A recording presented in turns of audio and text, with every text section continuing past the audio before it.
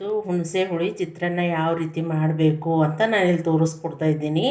ಈ ಅನ್ನ ರಜಂತಲ್ನಲ್ಲಿ ಪ್ರಸಾದ ರೂಪದಲ್ಲಿ ಕೊಡ್ತಾರೆ. ಇದನ್ನು ಅನ್ನ ಯಾವ ರೀತಿ ಮಾಡಬೇಕು ಅಂತ ತೋರಿಸ್ತಾ ಇದ್ದೀನಿ ನೋಡಿ. ಮೊದಲಿಗೆ ನಾನಿಲ್ಲಿ ಅಕ್ಕಿ ತೊಯ್ಸಿಟ್ಕೊಂಡಿನಿ, ಒಂದು ತಾಸು ಆಯಿತು ತೊಯ್ಸಿಟ್ಕೊಂಡು. ಇದಕ್ಕೆ ಏನೇನು ಇಂಗ್ರೀಡಿಯೆಂಟ್ಸ್ ಬೇಕು ಅಂತ ಹೇಳ್ತಾ ಇದ್ದೀನಿ. ಒಣಮೆಣಸಿನಕಾಯಿ, ಕೊತ್ತಂಬರಿ, ಕರಿಬೇವು, ಸಾಸಿವೆ, ಅಲ್ಲ ಪೇಸ್ಟು, ಬೆಳಗಡ್ಡಿ ಪೇಸ್ಟು, ಆಮೇಲೆ ಶೇಂಗಾ ಬೀಜ, ಹಿಂಗು, ಕಡಲೆಬೇಳೆ, ಜೀರಿಗೆ, ಹುಣಸೆ ಹುಳಿ, ಆಮೇಲೆ ಒಗ್ಗರಣೆಗೆ ಎಣ್ಣೆ, ರುಚಿಗೆ ತಕ್ಕಷ್ಟು ಉಪ್ಪು. ಎಷ್ಟು ಇಂಗ್ರೀಡಿಯೆಂಟ್ಸ್ ಬೇಕು, ಯಾವ ರೀತಿ ಮಾಡಬೇಕು ಅಂತ ತೋರಿಸ್ಕೊಡ್ತಾ ಇದ್ದೀನಿ.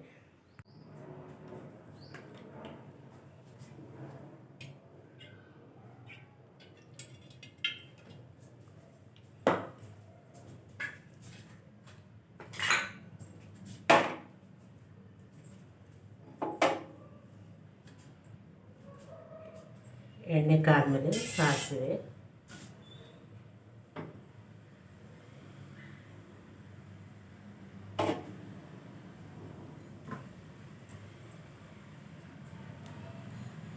ಜೀರಿಗೆ,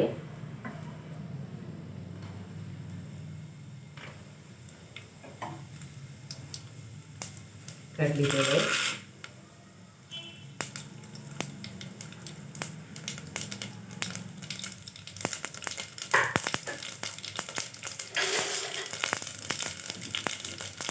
ಶೇಂಗಾ ಬೀಜ,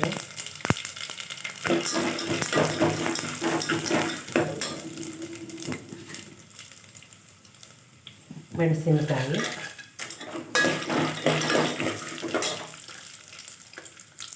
ಬೆಳ್ಳುಳ್ಳಿ ಪೇಸ್ಟು, ಅಲ್ಲ ಪೇಸ್ಟು, ಕರಿಬೇವು,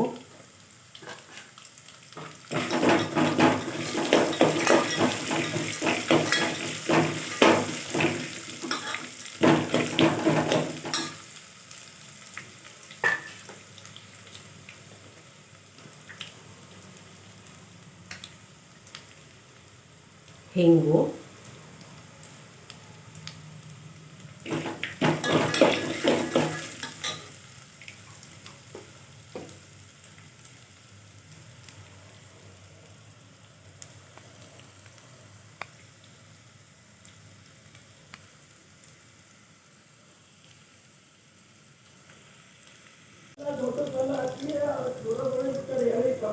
ಹುಣಸೆ ಹುಳಿ,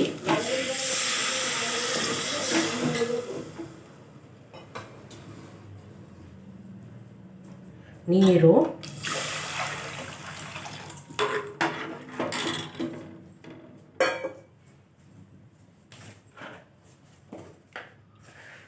ರುಚಿಗೆ ತಕ್ಕಷ್ಟು ಉಪ್ಪು,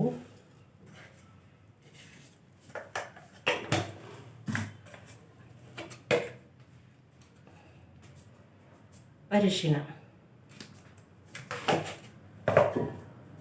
ಈಗ ನೀರು ಚೆನ್ನಾಗಿ ಕುದಿಬೇಕಿದೆ. ನೀರು ಚೆನ್ನಾಗಿ ಕುದ್ಮೇಲೆ ಅಕ್ಕಿ ಹಾಕೋಣ. ನೀರು ಕುದಿಬೇಕು ಮೊದಲಿಗೆ. ಈಗ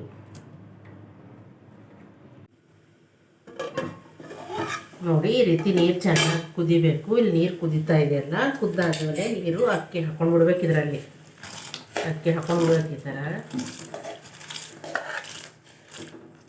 ಅಕ್ಕಿ ಹಾಕಾದ್ಮೇಲೆ ಚೆನ್ನಾಗಿ ಹಳೆ ಆಡಿಸ್ಕೋಬೇಕು. ಅನ್ನ ಮಾಡ್ಕೊಂಡು ಬಿಡಬೇಕು.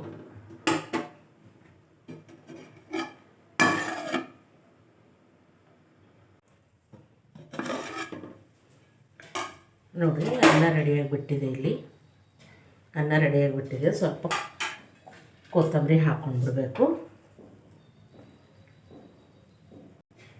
ಈ ರೀತಿ ಕೊತ್ತಂಬರಿ ಹಾಕ್ಕೊಂಡು ಬಿಡ್ಬೇಕು. ಅನ್ನ ರೆಡಿಯಾಗಿದೆ. ನೋಡಿ, ರುಚಿಕರವಾದ ಹುಣಸೆ ಹಣ್ಣಿನ ಚಿತ್ರಾನ್ನ ಯಾವ ರೀತಿ ಮಾಡ್ಬೇಕಂತ ತೋರಿಸ್ಕೊಟ್ಟಿನಿ.